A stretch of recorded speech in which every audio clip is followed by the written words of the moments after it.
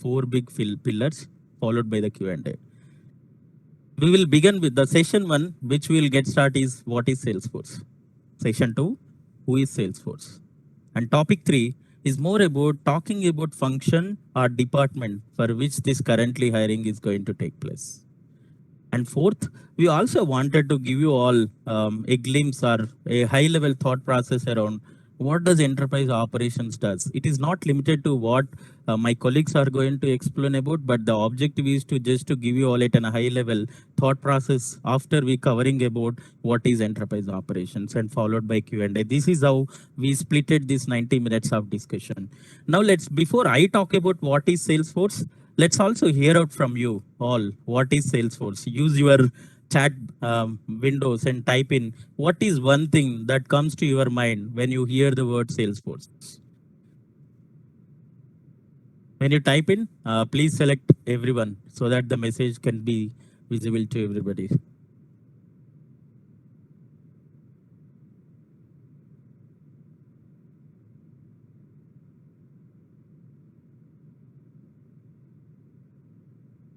Right.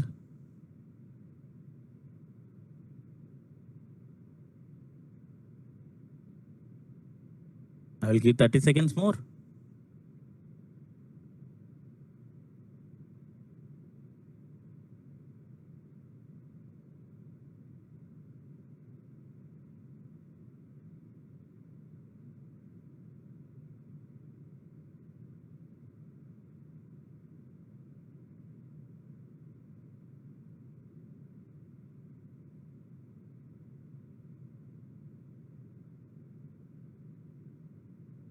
Right, provide CRM services, sales cloud capabilities, cloud computing, cloud-based software company. Keep coming. SaaS.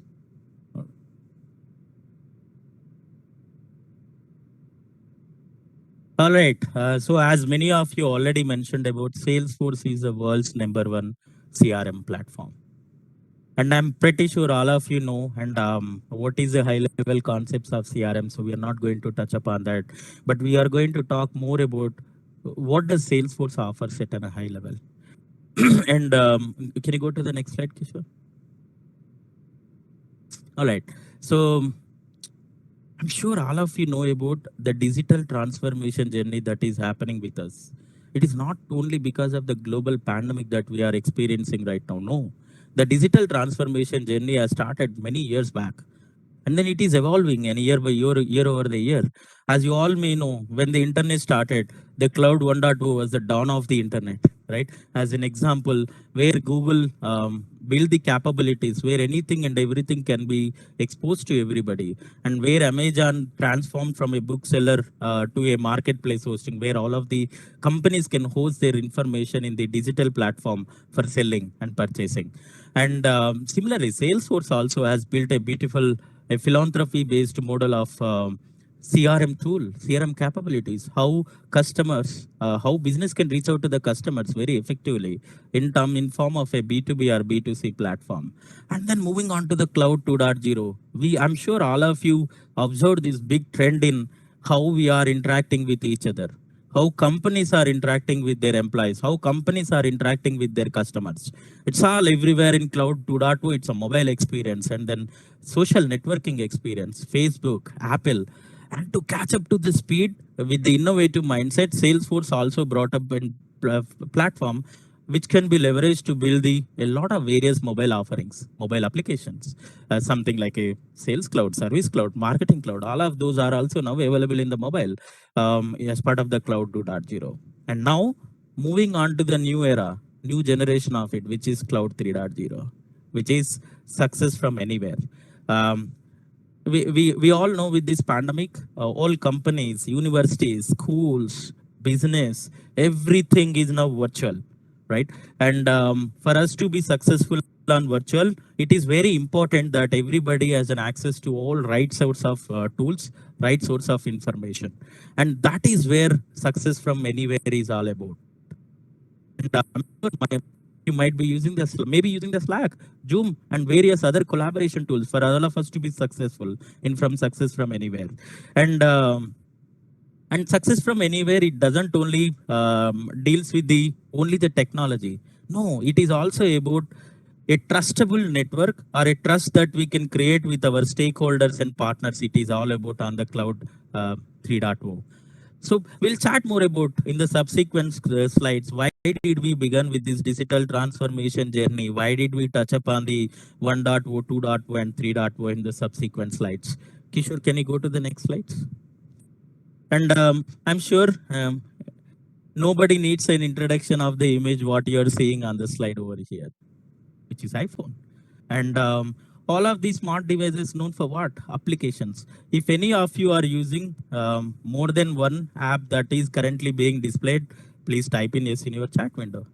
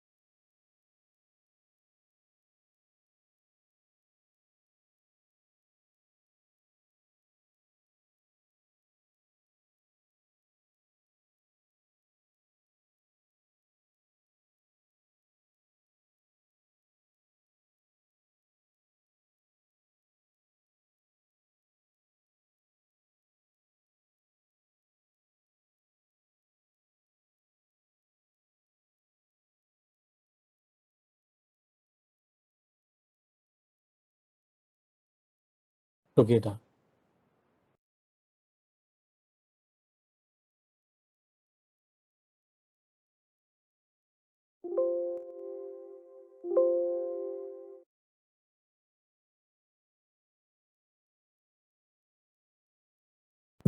To deliver the services to their customers. This is only possible because of the confidence they got from Salesforce, the trust they have in Salesforce, in the platform, in the security of data, in the continuity of the business, and how they can provide the same to their customers. So, trust is something that gives Salesforce an identity saying that we are open to communicate, we are transparent with our customers. Talking about customer success, this is about transforming the business. When we say we are transforming the business, it is more about the platform itself is one of right framework which allows our customers to customize their solutions to their customers. That helps to build new solutions and then provide it to their customers through the services they provide to the customers. So this ensures that the customers are successful along with Salesforce. And thanks to all the customers who have chosen Salesforce for all these values. Talking about innovation, we start with a beginner's mindset all the time. Every day, the tagline is start as a beginner. And when you are a beginner, you are curious to understand, you have questions, you are ready to change what you see, asking the right questions that is it appropriate? Can we change it? Can we transform it? That's where we think of how we can bring 3 releases in a year, which brings new features as per the feedback, as per the voice of the customers that we get. And then we have those features rolling out to the customers for their success and bring in the latest in technology for them. This forms a really good partnership with our customers. Talking about equality, this is something we really live by, where we feel that there should be, and we all have a role to play in making a world better place. So, keeping that in mind, we at Salesforce respect each other and always try to bring in that equality in our daily work and in our behavior, in our culture. In addition to all these 4 values, sustainability is an important area of focus for Salesforce. This is most critical decade to act quickly and address the climate change, the current situation. We have doubled down on our commitments to the oceans and focusing on our core environment, social and governance criteria, and the sustainable development goals of the United Nations. So that is about the core values. And while we look at the next slide, if you can help to move, Kishore. We believe that business is the greatest platform for change. You might wonder why I'm talking about the values and how it determines an organization, but of course, these are few things that I'm really proud to share with you. Like what have been the 4 pillars for us to make that change during this pandemic. So we all have experienced that pandemic has changed a lot for us. It's not only like the daily routine, everything as Srinivas mentioned, we are moving towards digital world. But how an organization can make a change to the world around, because we believe it's not only technology that we are focused in. We are also focused on how we can take care of the society, the community around us, how we can take care of the environment, the climate around us. So that made us to work on how we can be like effective in COVID-19 by supplying 50 million PPE kits across the world. We had innovations where the world had never thought of an application which Srinivas talked about, work.com, which helps us to track the workforce being coming back to offices, have a secured environment for them, have a proper testing mechanism, manage their shifts so that we have a proper social distancing been maintained, along with the vaccine cloud that was built in no more than 6 months of time from the time the idea was on the table. We donated $30 million to support the relief efforts during the pandemic and $1.5 billion of our products to the organizations or at discounted rates to the volunteering organization as grant. As I talked about equality as one of our core values, on equality we have taken certain steps where we are looking at racial equality and justice task force, which will be more focused on how we can drive the systematic change in our workplace and communities and set clear goals like committing $200 million organizations advancing racial equality and justice. Talking about the planet, as I said, it's not only the communities, we are also thinking about the environment and the planet itself. With that, we are targeting at net zero operations, which is about 100% renewable energy to be used by Salesforce itself by 2022. We are also partnered with 1T.org to plant 100 million trees by end of 2030, which will help us to be a better place on this planet. Talking about sustainability cloud, we are transforming the business and we are encouraging other business along with us to see how we can build that sustainable model for all of us. And this planet should be a better place for us, for our future, for our children. That is what the Salesforce is aiming at. And then coming to the last part of the philanthropy, which is very important for us, the 1-1-1 model, where we believe 1% of profit, 1% of our equity, 1% of our time to be given to the society. So that shows about 6 million volunteer hours been contributed by Salesforce up till now, 449 million, more than that, $1 million grants been given to the non-profit organizations or to the schools, 51K plus non-profit education and philanthropy organizations getting benefited with the grants or the efforts been put on by the Salesforce employees. And then we have built a philanthropy cloud, which helps all the organizations to send their grants, to match the equivalent donations, etc. So that is how Salesforce is building the cloud platforms to show the world that we really care and we want to do something for the climate, for the planet, for the people around. Can you move to the next slide, Kishore? Thank you. So this slide talks about 12 different groups, equality groups, and each group are like owned by the employees themselves. They have their, so they have their own groups, subgroups, which are focused on certain goals for that particular equality group. If I may take few of them, like SWN, which is focused on empowering women for getting into the corporate world, learning the technology and being into the leadership roles. So that is about the women in technology and their networks. Force, which believes in bringing in all the diverse people together, expressing themselves in either the faith they have in their religion, in their community, in their way of living. It can be anything from fasting till any belief that you have.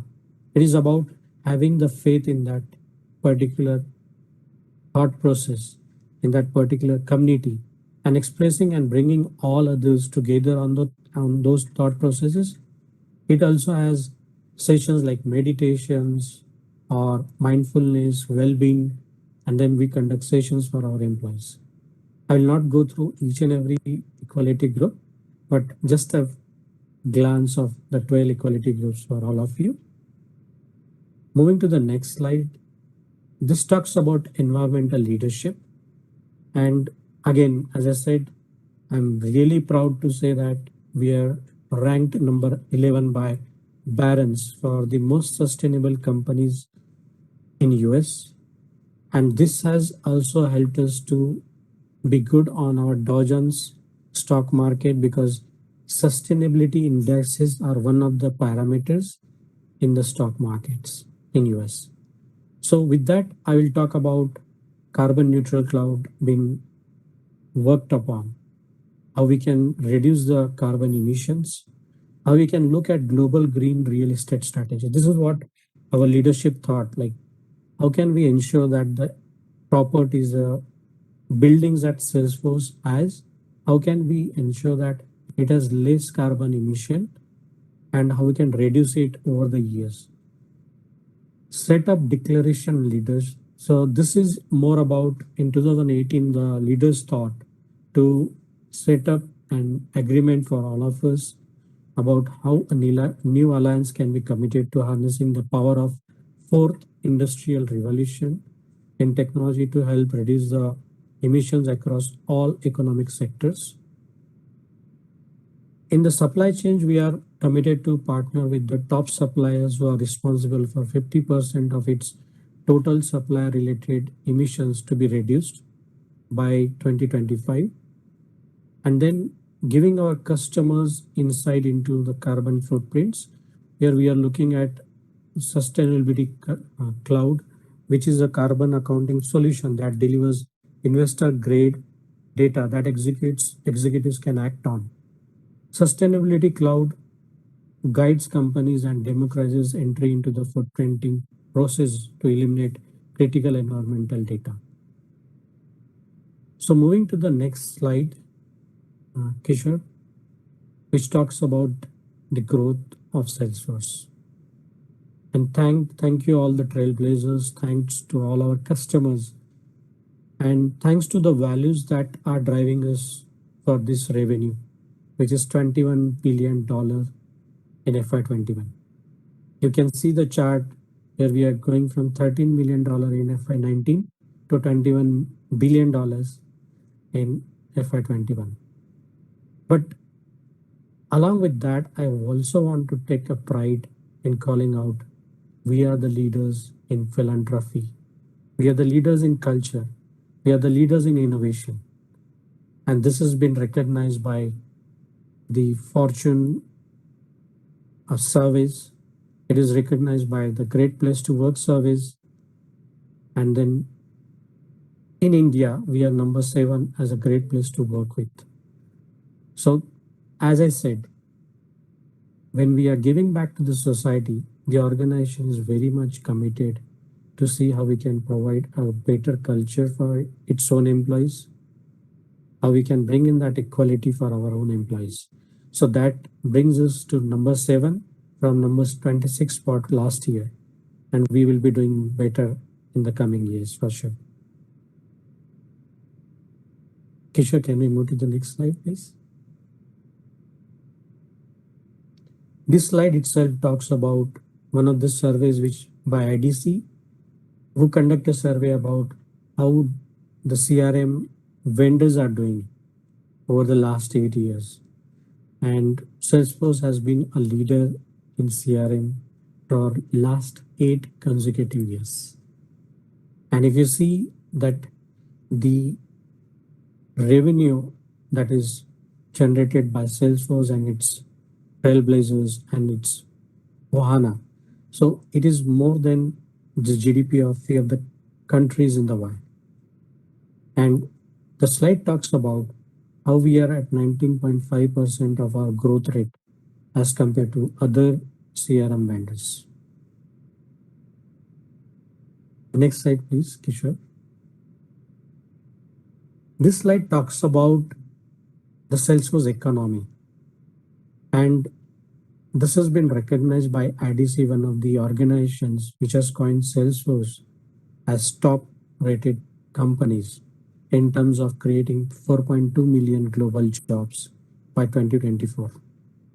And then generating 1.2 trillion new business revenue, dollars revenue by 2024. When I say this, I want to let you know that how is it possible with a platform? And the simple answer is this platform is being used, as Srinivas mentioned, it has been used by most of our partners, most of our customers to build solutions for their customers, for their clients. And that generates more jobs apart from people who are working for Salesforce directly. So these are direct and indirect jobs through the platform. That is how the economy is growing in terms of jobs.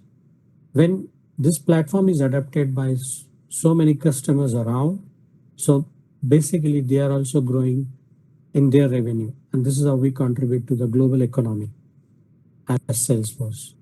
If you look at few of the numbers in Asia Pacific, in India, we are expecting 548K jobs and a revenue of $67 billion. And this is quite important in the current scenario because the world is looking for jobs. The world is looking for a better place to live in. And that's where we wanted to talk about how we are helping in the economy across the globe to grow. Can we move to the next slide, please? We talked about this word more frequently, and I thought to introduce you to this word and what it means. Trailblazers. And it is pronounced as trailblazer. It's about anyone and everyone, including you, including me and my colleagues, including the recruitment team here, who has that innovation mindset, who has that learning mindset, a beginner's mindset, as I said, who are ready to move and shake the world for the better cause of the community, for the better cause of this planet, using technology. Anyone who is a leader and who paves a path for others to follow. Anyone who is building a better world, as I said, using technology along with others. Because a single person cannot be successful. We need to be successful together. We need to create an impact together. So that is how we looked at trailblazers. And trailblazers are not only one who go to the trailheads. It is everyone, our suppliers, our partners, our customers, the students, the CEOs, everyone. So we have a great community of 15 million trailblazers, 1,300 community groups across 90 countries. This is amazing, isn't it?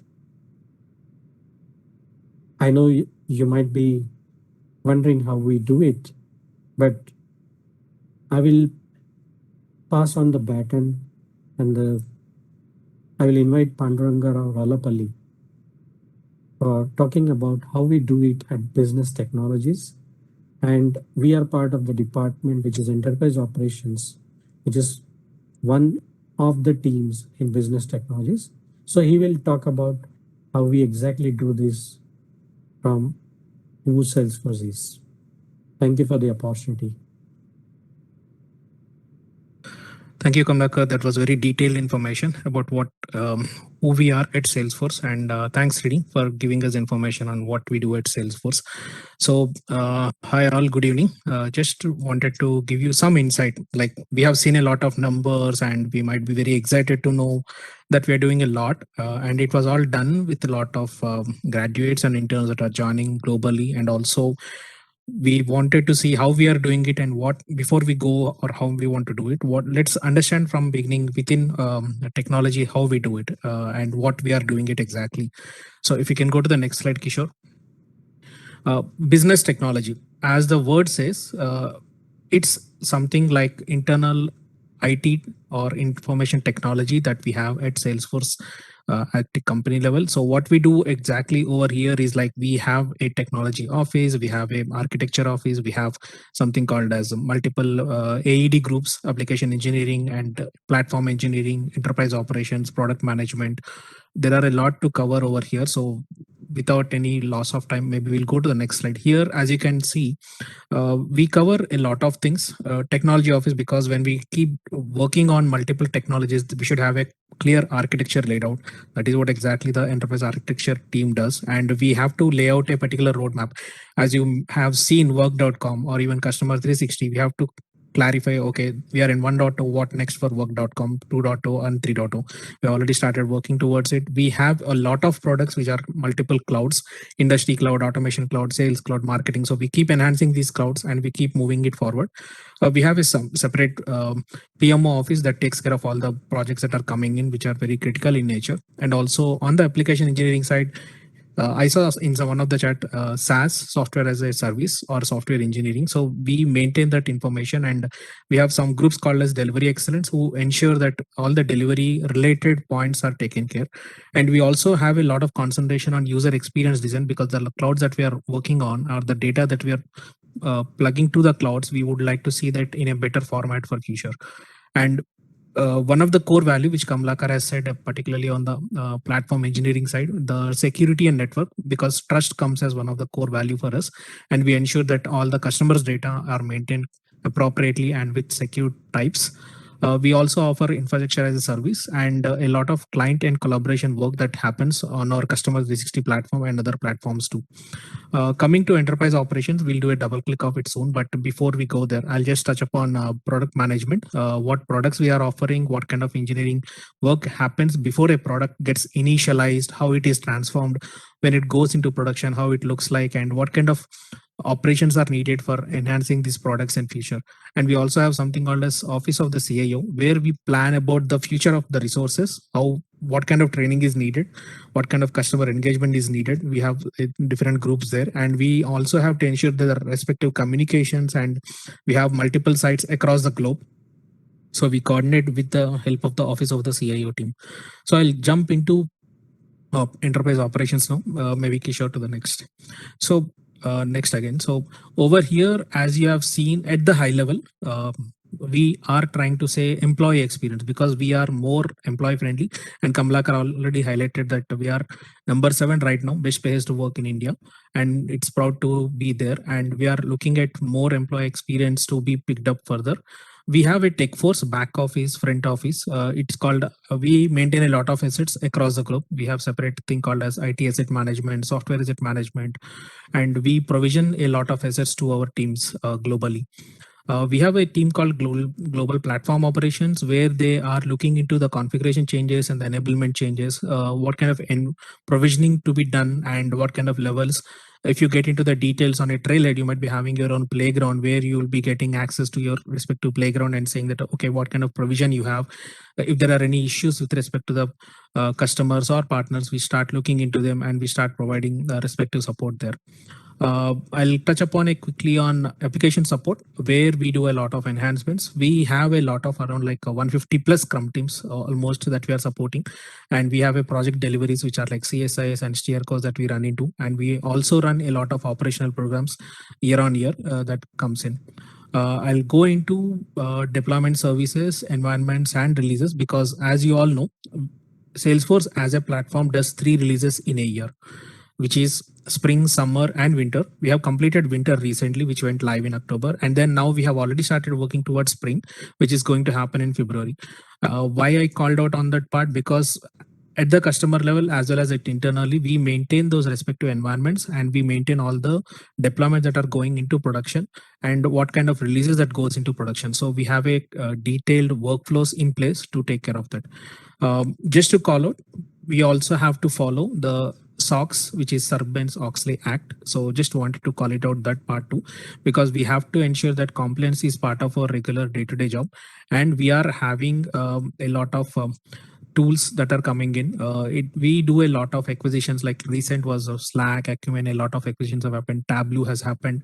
So whenever new companies are bought in, so they have to follow as per the Salesforce policy. So we do a lot on the process side too. Robotic process automation anywhere. I think I'm sure you might all have heard about it so far. So we do a lot of use cases there. We have some automations in place, and we have worked on a lot of chatbots that are already in production.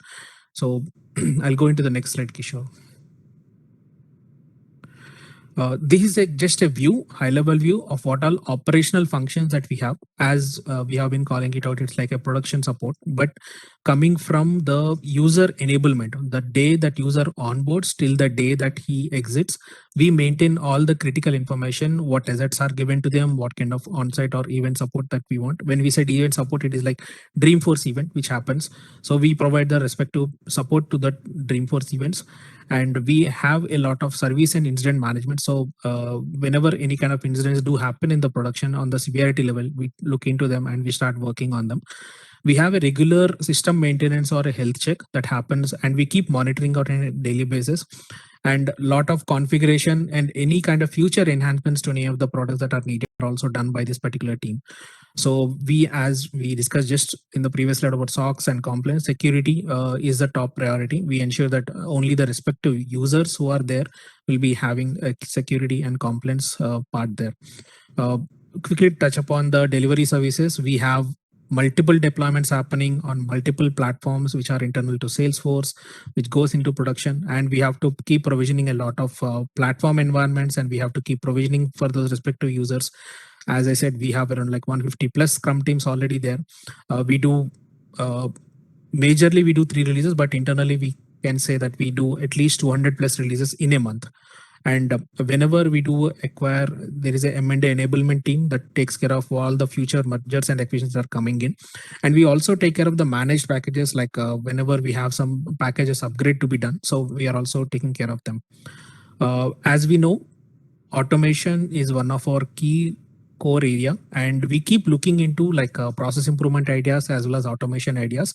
And we work on a lot of automation tools that we internally have. We have some internal portals that we have that keeps a lot of information on what all these process improvements are, what are the automation ideas that we are having right now, and what kind of chatbots that we have already done, and what is the future scope of automation going to look like. We are covering a lot on that automation roadmap. Architecture enablement, being part of the platform services, so we have to ensure that architecture is future ready. We are already working on Nginx architecture that is on future part of it. I'll just highlight something on Salesforce. On Salesforce, you might be thinking, what is this? It is something like, as we are part of internal, so we would like to leverage more of internal Salesforce products, like Tableau is part of Salesforce, Slack is part of Salesforce now. So we use these products internally, and we create a lot of workflows as well as dashboards, everything related to on Salesforce technology using our own internal products. Next slide, Kishore. It is a bit of detail level that we can look into, where you can see that user access and what kind of fulfillment requests that are coming in. So there is a separate TechForce team that looks into the front office team, back office team, ITAM, SAM, a lot of other teams that looks into what are the different assets, what kind of incidents if they're happening, what kind of support is needed on the particular TechForce side. And if I call on go-to-market application services, as we support marketing, real estate, sales, go-to-market, and commerce domain. So we have a lot on customer success and services side too. If I take enterprise applications, so we have internally multiple domains like finance, employee success, and enterprise integrations, which is again like MuleSoft, which is one of our internal product again. So business intelligence, the particular data warehouse that we are referring to here, that we have again internal, and enterprise services, which are like it could be a voice service or a AV service, and internal Salesforce and Salesforce services. So we do look into those service management sides too. Coming to IT technology, we have storage, we have site reliability engineering, we have security services and network services. Shared services, I'll quickly touch upon. We have something particularly for security administration. There is a separate team that looks into this in particular. And we do a lot of configuration and product enhancement changes into production. While making them, we have to ensure that yes, it is happening correctly, the deployments are going fine, and the execution is taken care appropriately. And we have alert mechanisms which we get automatically on our system, saying that hey, if something is going wrong, we get immediate alert on them. On the operational excellence, we follow all the ITIL process, we follow the security, and we have disaster recovery in place. We have a lot of internal knowledge management portal available that we keep using on Confluence as well as on our own internal sites. and we keep working on continuous improvements because this is something that we believe strongly in. It's not just a done job, so we have to keep working on future improvements. We provide a lot on change management whenever something is changing, how the communications are happening, how the portfolio is happening, how the services are taken care. So we do take care of all the engineering life cycle through these different environment deployment or release or portfolio side of services. Next slide, Kishore. And you might be having a question like how we do what we do, what are the different basic principles that we do as part of the enterprise operations. So we take accountability because we have a clear defined operational ownership of all the production services that we are part of, that is given to each and every team that we own.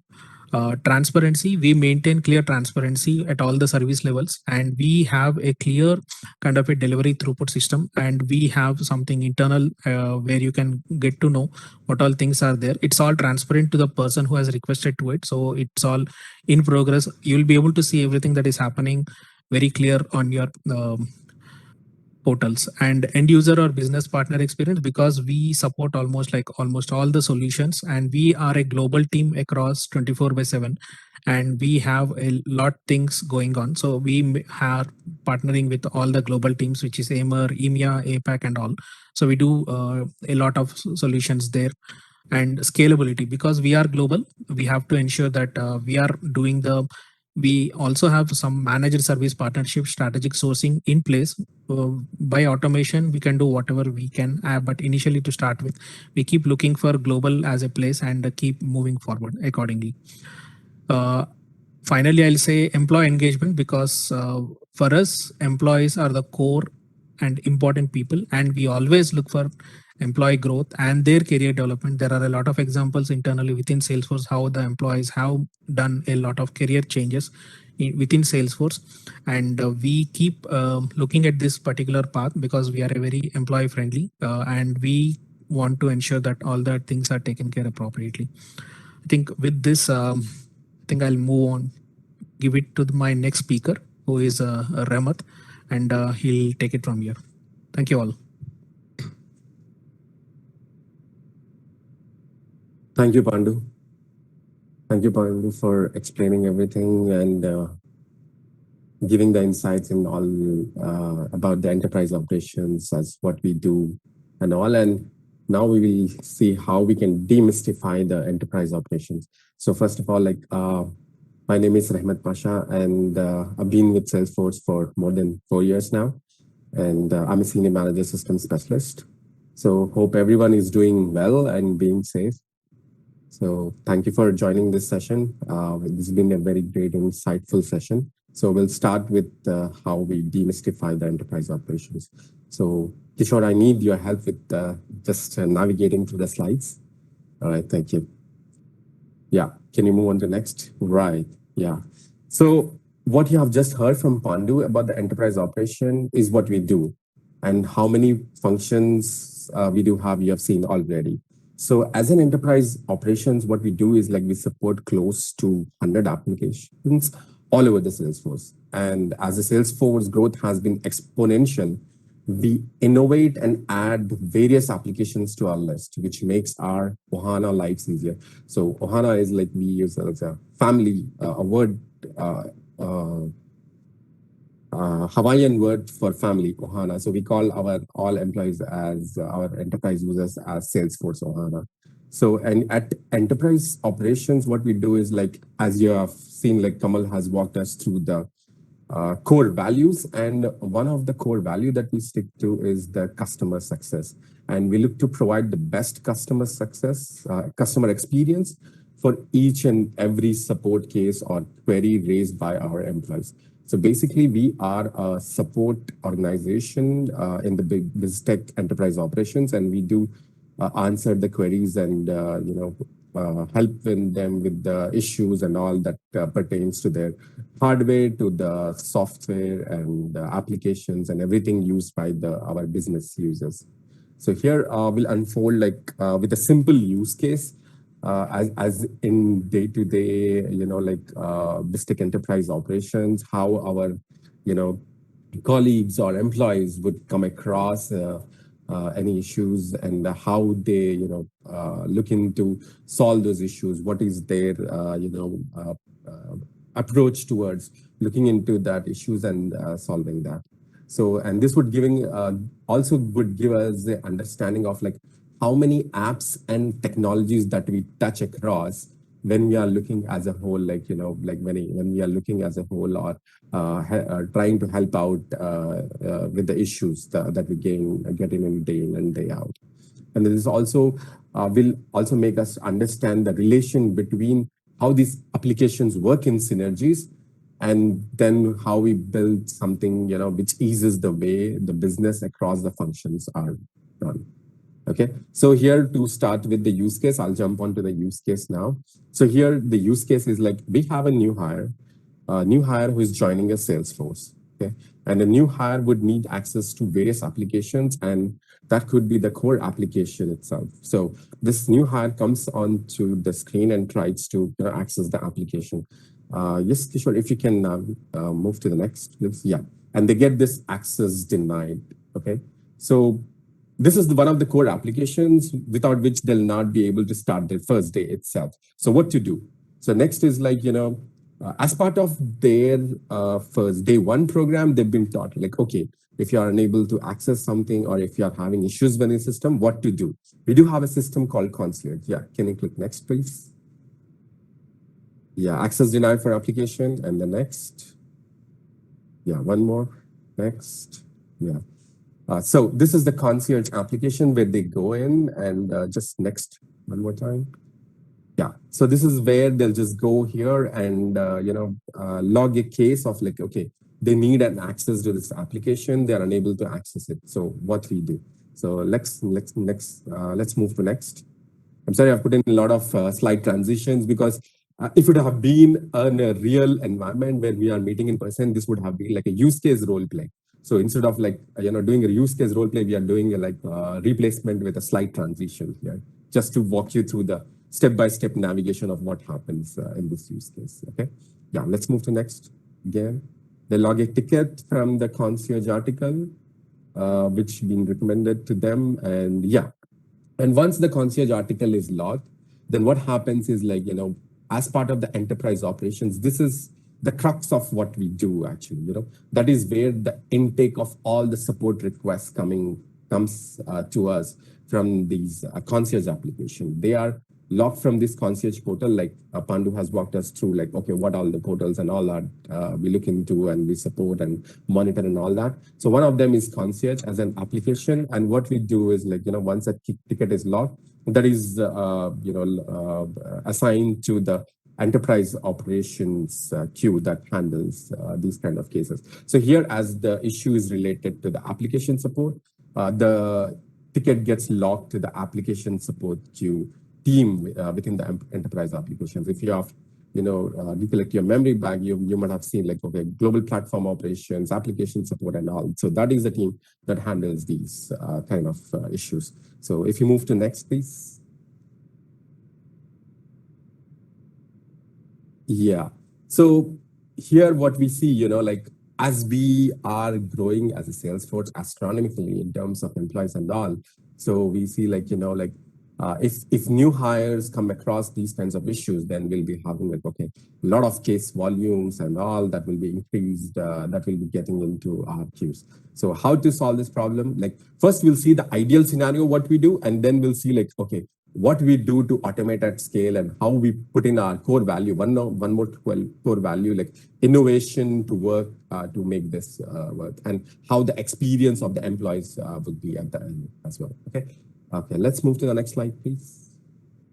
Yeah, so this is an ideal scenario. What happens is like the cases that are logged from the Concierge, they have a process called Omnichannel, or a technology called Omnichannel, which assigns these cases to the our enterprise operations teams, which is like the application support team queue. So if you move on to next, we'll see like, okay, what they do and all. Yeah, next again. Yeah, one more. Yeah. So basically here, our enterprise operations system specialist analysts have identified, okay, this user is having an issue with this particular application. So what they need to do. So if you have a little bit of understanding about like, Salesforce platform and the core of like Salesforce is like, we have something called objects, fields and all. And so we need to provide them the access or their, their profiles, which would give them the ability to do any changes or read anything in the Salesforce application itself. So one of the thing through which we provide the access is through the perm set. So if we click next, one more, we'll see object. Okay, we'll provide like what kind of license it is, and next, and then next again. And then object permissions, that is how we assign the object permissions, where we'll see like, okay, what is that object that the user is like unable to access, which pertains to that application. So we go and provide them the access to the read or the write access, whichever they need. And then we'll see like, okay, what are the fields that they need to see on that object? And we do provide the field permission. So this is all happens through, we assign a permission set to the user with which they'll be able to access this code applications, which they need to do on their day-to-day basis. If you move on to next. Yeah, so this is how creating permission set with adding all these object field permissions and everything. And then once done, we just assign this permission set to the user and they'll just try to log in. Okay. Yeah, next again, please. Yeah, one more. Yeah, yes. So when they'll try to log in now we have assigned the required permissions to access the applications. And now when they go to this the laptop and try to open the application, they'll be able to access it. Let's see that what comes up. Yeah, one more. Yes, access granted. So this is how they'll be able to access the application and able to do their day-to-day work to get started. All right.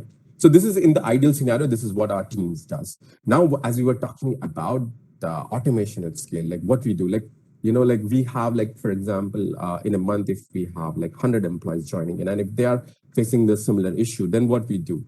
So this is also a part of our role as a system specialist in our enterprise operations team, is to see like, okay, what we can do to solve this routine issue. So we come up with an idea of, doing some automation and building an automation system that can take care of itself, where, new hires doesn't have to go through this hassle from the day one itself. So here, what we are seeing here is on the screen is like, okay, the new hire, then another new hire, is having a new hire account in Workday system, where Workday system is an application where once the new hire is joined, their details and everything is being logged into that system, your employee ID and everything. So yeah, if you go to next, sure.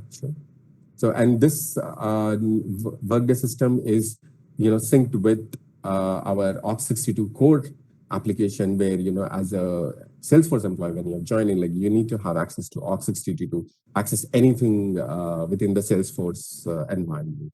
So this employee ID is synced with Aux62 from the Workday to Aux62.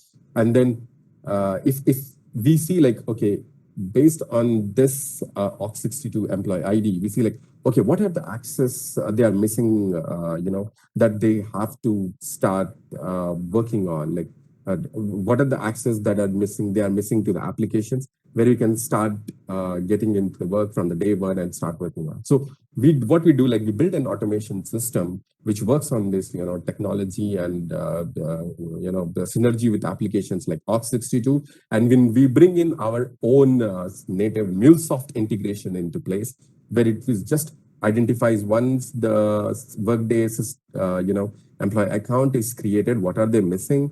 And we have an integration job that runs in, and then that particular MuleSoft integration jobs assigns those permission sets to the user. So when they log into specific code application, they should not be facing any issues or having any hassles with their day one working experience. Actually, yeah. Can we move to next issue? Like just click next. Yeah, next. Yeah. Yeah, that's how the integration works. Every 24 hours, it identifies how many employees have been logged into Workday, and that's how it picks up and it provides the access to these applications by assigning these perm sets and assign to the users in the org. And that's how this is like seamless. They don't need to do anything. It's just done through the automation completely. So what we have here demonstrated is, the ideal scenario where we do not have an automation in place, and the other scenario where we have an automation in place. So we do both. We do it's not possible to automate each and every scenario. So bulk of scenario, this works, this automations, and that's how we do. As part of our role in enterprise operations, we do manually provide them access, and also our automation processes or systems that are built would also take care of this. And now we'll see and move on to the next slide. Next, please. Yeah, here we'll see the the scenario where one new hire that has joined in and has to go through the process of logging a case and all, and the other one has just joined in, and they are provided with the complete access to the automation that is being running, and their access has been all set, and they are able to access it. So this is how the conversation started, from one employee who has to face the issue, and the other is for them that is seamless. So this is what we have demonstrated through this slide here.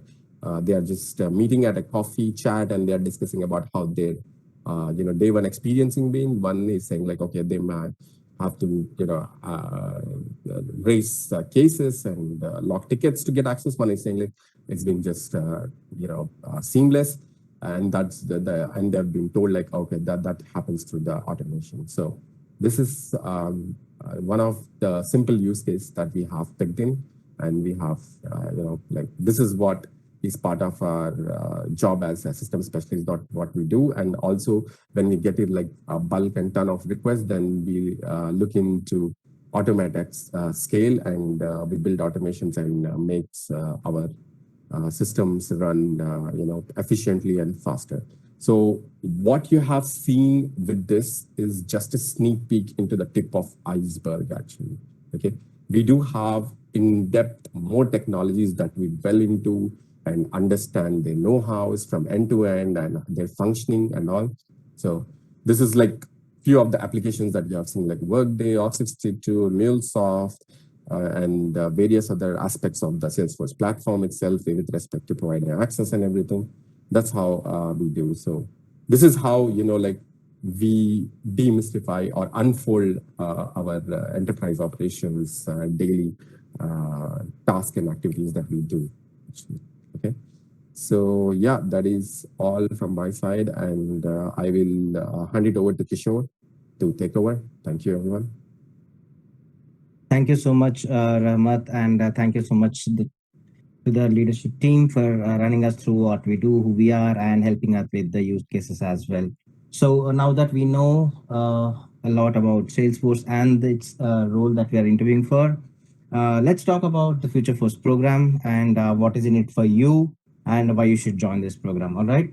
So as I mentioned, this is a program where we go to schools, try to identify the next talent of the next generation and who can come and join us and shape the success of the organization with your intellect, with your innovation, with your fresh thoughts. All right. So Future Force, as I mentioned, is the campus recruiting wing of Salesforce, where we hire undergrads, new grads, and graduate students.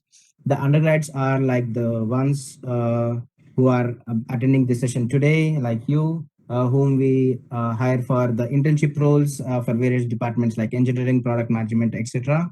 And the new grads are the ones who are in their final years, and they'll be joining us as the full timers.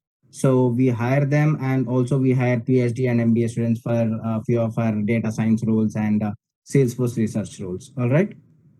So now that you have understood, you must be wondering as to what is in it for me. There is so much that you'll gain with this particular Future Force program.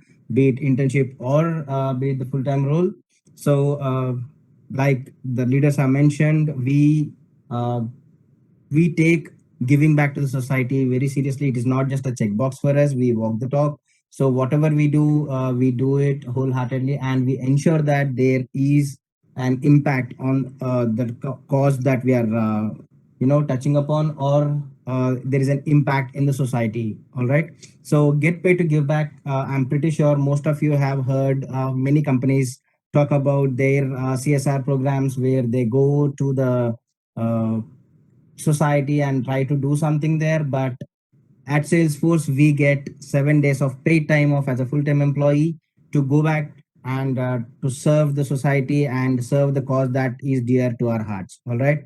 And it is not only that, when you join us as an intern, you'll all be working on a particular project or something that you want to do. So it is not just because you are an intern, we don't assign work that is pending.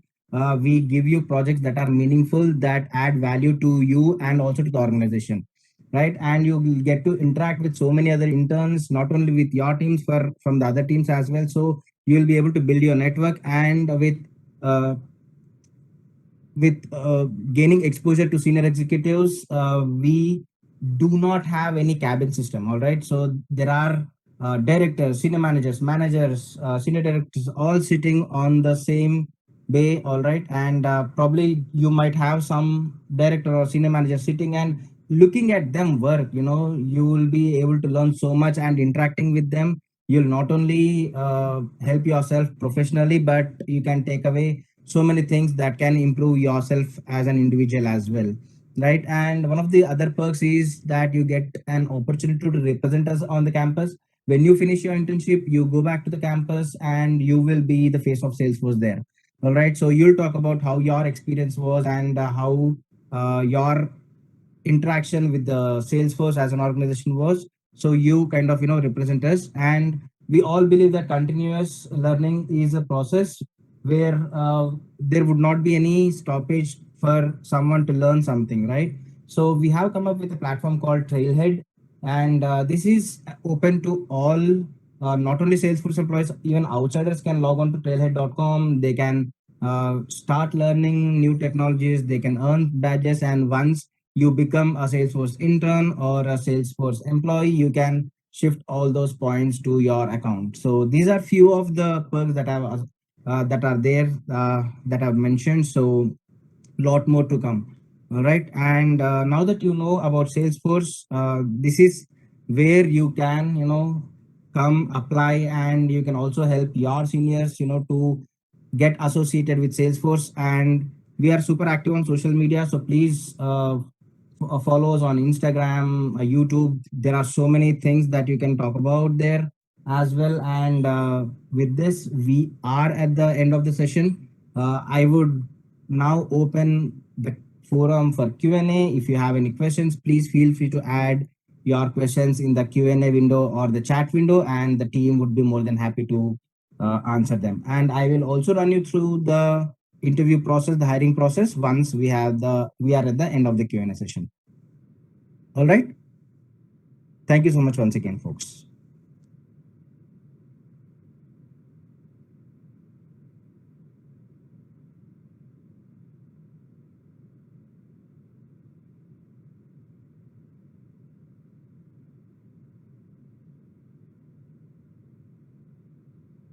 Please feel free to ask your questions either by using the chat window or the Q&A window.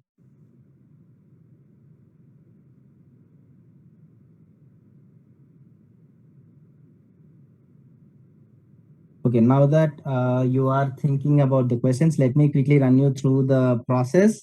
All right, in the interest of time, once this session is done at 5:30, 5:45, you will all receive the test link and the password for the test from your respective placement officers. So please do reach out to your placement office for the test link and the password. All right. The test, you'll have multiple choice questions, and the test would be for 70 minutes. So once we are done with the test, we will announce a shortlist. So the shortlisted students will have group discussion tomorrow morning at 9:30. All right, we will send the links for the group discussion. You will receive the links from my colleague Aishwarya, probably around 8:39 in the night today for tomorrow's group discussion. All right, once you are cleared or once you get shortlisted from the group discussion, you will again receive an email for interview where you will have the link and the time associated with your interview. So please use that particular link, the interview link, and please do join accordingly at the respective slot mentioned for you. All right. So there would be two technical rounds of interview and one hiring manager interview where they would talk about or where you will be checked upon your basics of computer science, what have you learned so far, and if you have done any projects that would be touched base upon. Also, we also understand that you are in your third year. So if you get a question or if you are asked about technology or something that is yet to be covered in your college curriculum, you can feel free to let the interviewer know that this is yet to be covered and they can probably move on to a next question. All right. So this is how the interview process looks like. And we do have a couple of questions. How many rounds are present for selection process? Like I mentioned, two technical rounds of interview, one hiring manager round, and one group discussion round, along with one hacker rank test. And Vishnu, yes, you have only MCQs, no coding questions. And I hope you all have paid some attention to today's info session because it would definitely help you in today's test. All right. And the topics for the group discussion, Amulya, are going to be very, very generic. It could be related to anything that is happening around the world or that is happening in our country right now, or it could be as simple as uh, what is, computer science, etc., etc. Anything that is very generic, very basic. All right.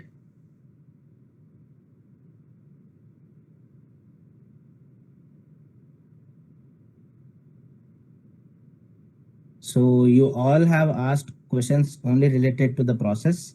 Do you all want to know anything about the role or anything about this particular team? Because we have a very so did something come up or did miss something in the Q&A? No, nothing. So we have a very esteemed panel sitting here. So please feel free to ask questions. They are the best people to answer.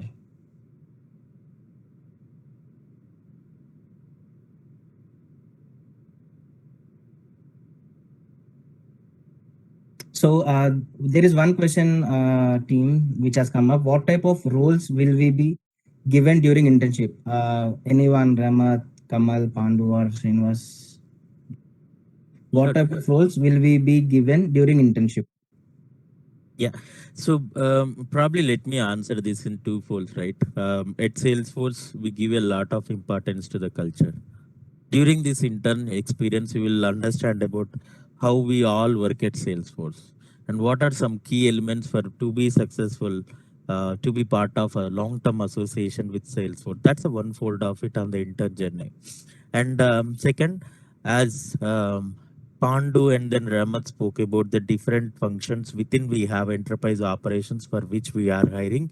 Again, as those functions, the use cases will vary, but at a high level about, we it begins with explaining or double clicking about how a day is going to look like of an intern associated to that sub function within the enterprise operation, and some of the real time challenges or opportunity situation that we are going through while we give a close association or close mentor who can walk you all through the Salesforce technologies that is required for you to solve that problem slash use case. That's a second fold will happen.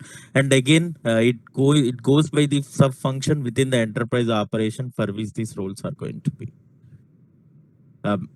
Kamal, Pandu, Ramat, feel free to add.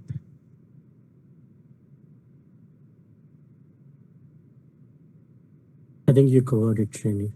Thank you.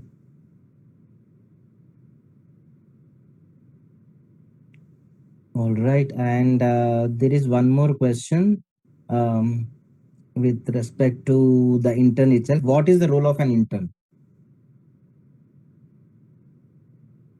Anyone would like to take this? I think probably the portion of it that we addressed when we were answering the other question, it would remain same on the role of the interns. As I said, the primary importance and intention is, as we see, Salesforce is definitely able to success with a lot of diversified knowledge and young talent that is joining into the organization, and as I spoke about, culture is one aspect that we get an exposure to whoever is going to be part of this intern program, and then second program is also the second part of it is also going to be a use cases, a real time opportunities, and associated technologies will be mentored, and we will be coming up with a very clear onboarding plan and then use case plan and delivery plan. At end of the internship, there will be a presentation session where an intern, whoever is going, he or she is going to be shortlisted, they will be presenting those use case with the panel. Great. Thank you so much, Shinu, for covering that. And with respect to how many questions can we expect? You can expect around 50 MCQ questions. There are no coding questions, and the different all would be, most of the questions would be technical in nature. However, as I mentioned, if you have heard this info session a little attentively, then probably it would help in one of the sections of the examination today. All right. And most of the questions would be related to your OOPS, DBMS, data structures, etc. All would be very, very basic. All right. We have kept in mind that you are third year, so we have tailor-made our questions to ensure that we are not asking or not putting in front of you something that you cannot answer on or you haven't learned about it. All right.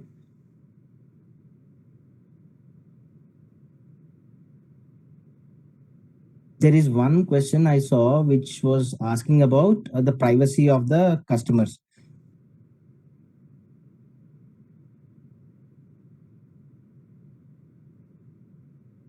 Um, what is So the privacy? Yagnesri is asking, how do you manage the privacy of the client at Salesforce? Ramat, Should would you I like to take a take it up? chance? Yeah, go ahead.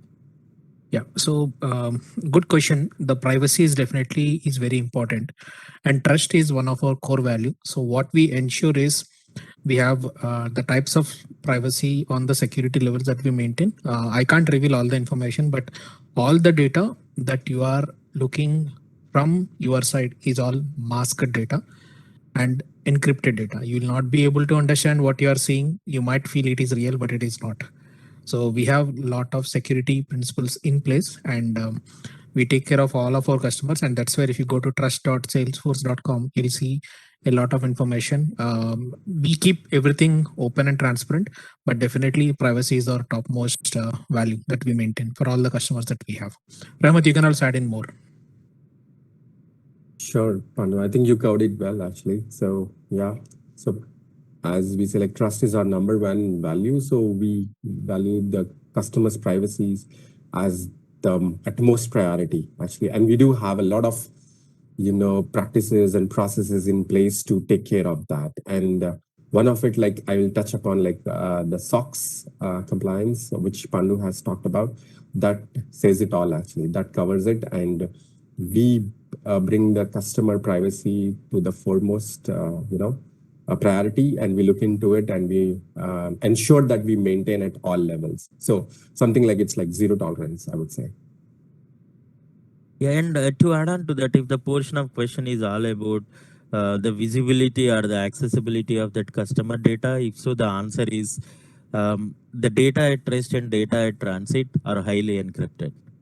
And the one customer data is not visible to the other customer's data. And even within the enterprise operations, the system specialist or system engineers who has access to the system, they will have a very, very limited visibility to all of this PII data or customer sensitive data. So we have a lot of role classification, data classification in place around who can see what level of data.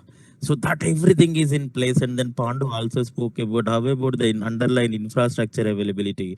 As Kamal said, trust is one of our core value. We always keep publishing about what is happening from the infra point of view, where our customers' data is hosting transparently on the trust website.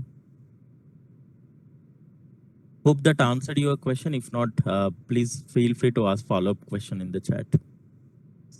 And there have been so many questions in terms of the duration of the test.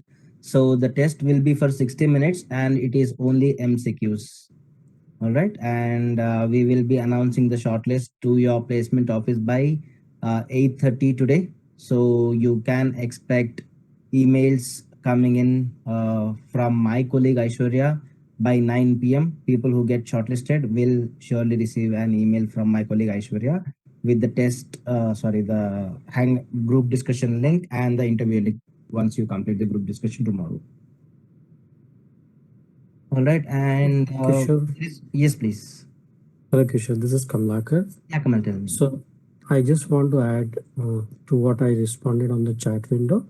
I read one of the questions about if you are not aware of Apex as a coding language, which is used at Salesforce. So how do we appear for the exam or this process? So my answer to the audience is, please don't think of that technology or any of the technologies.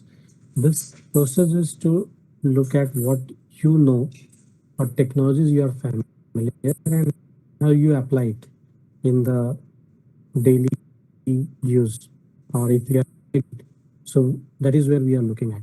This is not about Apex or a particular technology that we are looking at. So if you want to add something, Rahmat, Pandu, or Srini.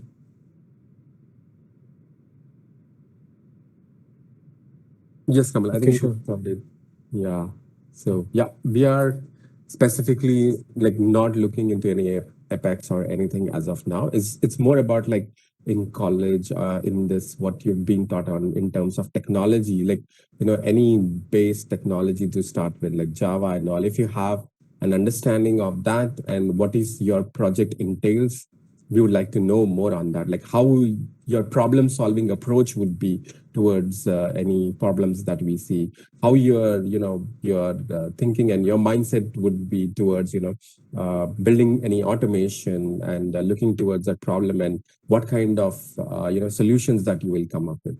So it's not more in terms of technology specific, more in terms of your learnings, in terms of like, okay, the models, the functions, the processes and everything. Thank you so much, Ramat, and thank you so much, Kamal. And there are questions in terms of how many of us will be shortlisted and how many roles we will be filling. It is a little confidential, and how many of you will be shortlisted for further rounds, completely based upon how you perform in that particular round of hiring. All right. And in the interest of time, I'll take one more question, which is related to this particular hiring process. What is expected out of an intern? Does anyone want to take it? Yeah, I'll take it. Sure, please. Okay. As an intern, like, once you have completed your interview process and has taken as an intern, you'll be absorbed to one of the teams within the enterprise operations functions that we have seen. Okay. So as part of that, like Srini has already talked about, like, we'll have a specific use cases for our teams. So you will be first, like, we'll have a plan in place where from your day one of joining to your, like the end date, like, what you will be doing from in the first week to second week and everything that you've been told and that you've been groomed, and you will be shadowing with one of the teams that you will be associated with. and you will be knowing like, okay, what kind of, role they play and what kind of work they do on day-to-day basis. And that's how like, as per your understanding of, like what you have understood as an intern in terms of the businesses, how we support and everything, the use case is would be assigned to you, and we'll see like how you would come up with a solution approach towards it. And on top of that, like Future Force team has like, Kishore and team and others, Rakesh, Ragini and all, they have like a very extensive program schedule and everything. So that will be, I think, will be told. So it would be a fun and learning, a very good learning experience for sure. That I can say. Thank you so much, Ramat. And to add on to it, we expect you to come with a learning mindset. All right. Whatever is taught here, whatever your mentor, your manager teaches you or asks you to do, if you believe them, if you trust them and do exactly how they say, and walk on the path that they guide you on, you would be successful. And the basic thing that we expect is to have a learning mindset. All right. Cool. We are almost at the fag end of our session. Folks, like I mentioned, in another 20 minutes to 20 to 25 minutes, you all will be receiving the test link and the password for the test from your respective placement officers. So please watch out for that email. And if you do not receive the test link by 5:55, please call your placement office and check for the same, because the test is going to be for 60 minutes. And once you are done, we will be sharing a short list.